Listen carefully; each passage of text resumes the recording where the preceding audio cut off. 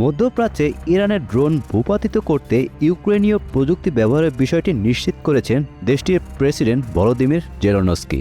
গত শুক্রবার সামাজিক যোগাযোগ মাধ্যম এক্সে এক পোস্টে তিনি জানান, ইউক্রেনের নিজস্ব প্রযুক্তিতে তৈরি ইন্টারসেপ্টর ড্রোন ব্যবহার করে ইরানি শাহেদ ড্রোন ধ্বংস করা হয়েছে।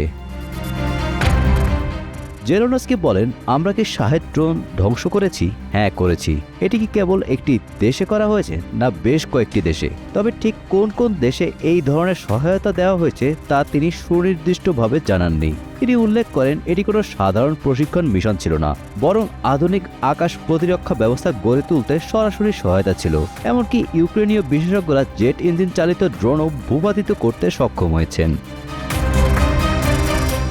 গত মাসে কাতার, সৌদি আরব, জর্ডান এবং সংযুক্ত আরব আমিরাত সফরের সময় জেলেনস্কি এসব দেশের সাথে প্রতিরক্ষা চুক্তি স্বাক্ষর করেন। এই সহযোগিতার বিনিময়ে ইউক্রেন তাদের নিজস্ব জ্বালানি অবকাঠামো রক্ষার জন্য প্রয়োজনীয় অস্ত্র ও আর্থিক সহায়তা পাচ্ছে। যুক্তরাষ্ট্র ও ইরানের মধ্যে বর্তমানে 2 সপ্তাহের যুদ্ধবিরতি চললেও মধ্যপ্রাচ্যে ইতিমধ্যে 228 জন ইউক্রেনীয় বিশেষজ্ঞ মোতায়েন করা হয়েছে। যুদ্ধক্ষেত্রে রাশিয়ার ক্রমবর্ধমান চাপের মুখে জেলেনস্কি আগামী দিনগুলোতে কঠিন পরিস্থিতির হুঁশিয়ারি দিলেও মিত্রদের কাছ থেকে নতুন প্যাট্রিয়ট আকাশ প্রতিরক্ষা ব্যবস্থা পাওয়ার কথা নিশ্চিত করেছেন।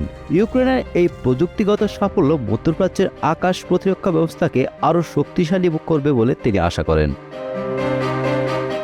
Golam Rabbani, Times today.